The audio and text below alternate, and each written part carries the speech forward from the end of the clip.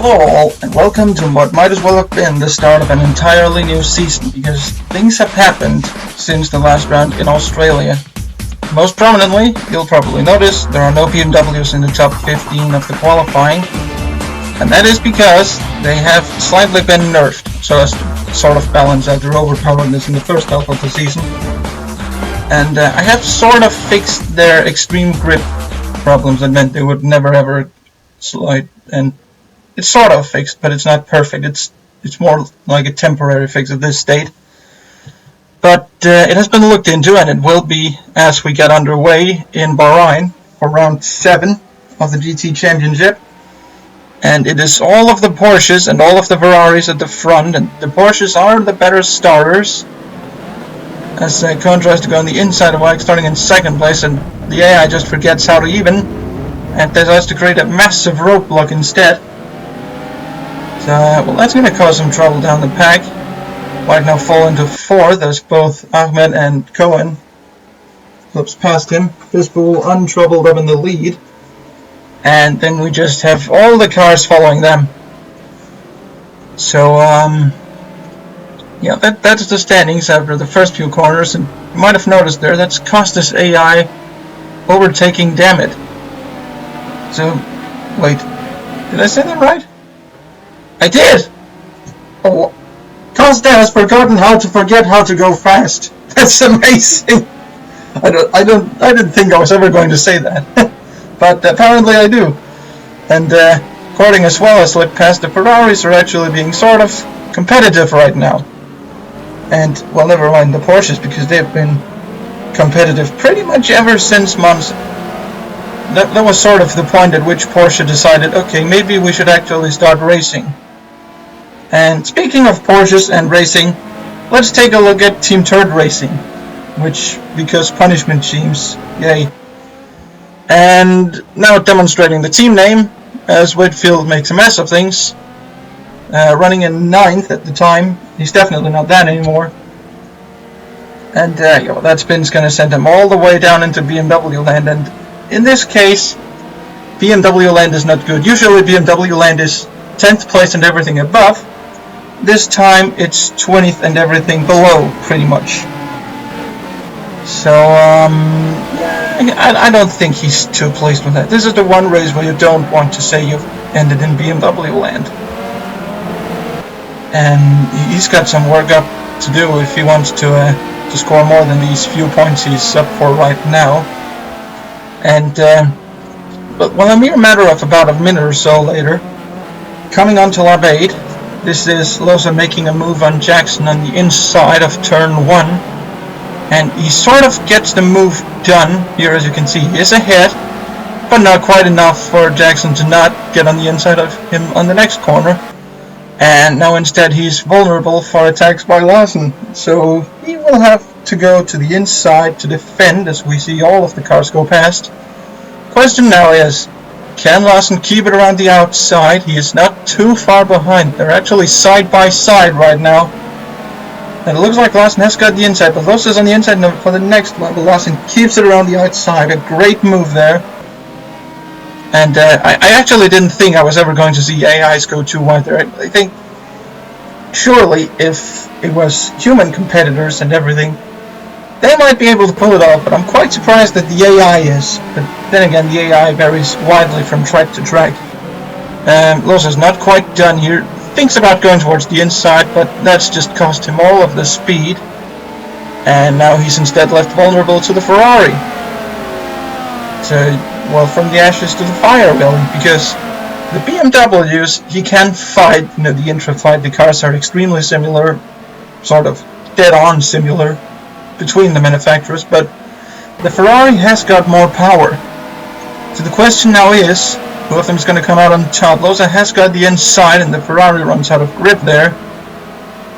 And, well, that is Loza coming out onto the, well, I guess you could call this the theoretical back straight, ahead of the Ferrari, but there is still the final corner that could work as an overtaking opportunity, but he's just too far ahead. That's not going to work for the number 77 Ferrari there. No, the 17, sorry. Extremely similar. I blame reasons. Anyway, away from that and up to the battle for second place between Ahmed and Cohen. Both of them extremely competent drivers, but Ahmed forgets how to countersteer apparently, or the car, he just loses the car there. And that sees Cohen up into second place, and Mike actually goes up into third place. We have a Ferrari on the podium, and Ahmed's going to drop to fourth, so it's not too much time lost in that case. Oh, well, in that sense, it's not, well, it is 2 positions, but that is something you might be able to work back up.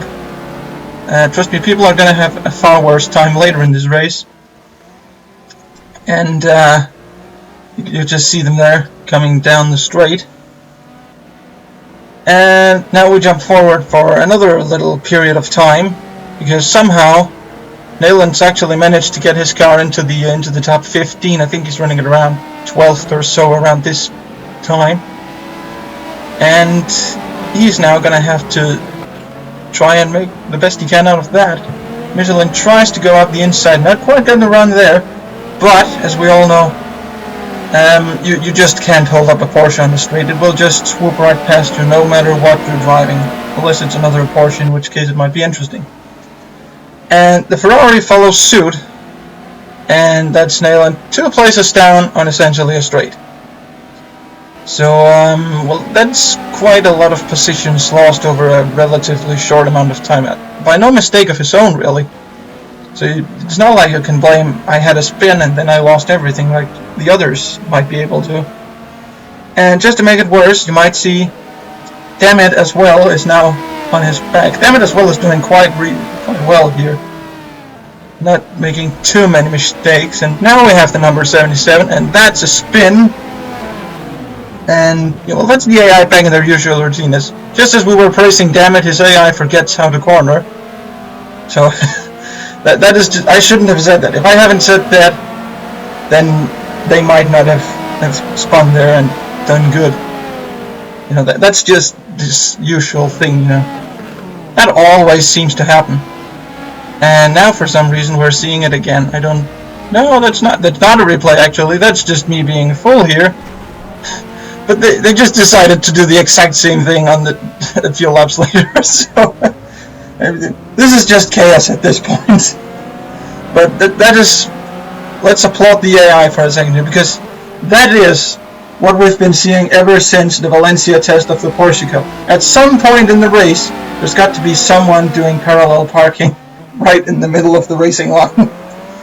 The AI is always amusing. Anyway, coming up on few laps later, not a few laps later, the next lap actually, we have Fonseca Vargas battling Harsk, and that is Harsk being spun by the Ferrari, and now he's going to go make a mess of himself. The AI has decided to create another roadblock, and he's hit Beltrade's BMW, and now he's hit Herrera's BMW, and now he's backing up, and that is hitting Moore's BMW in the process.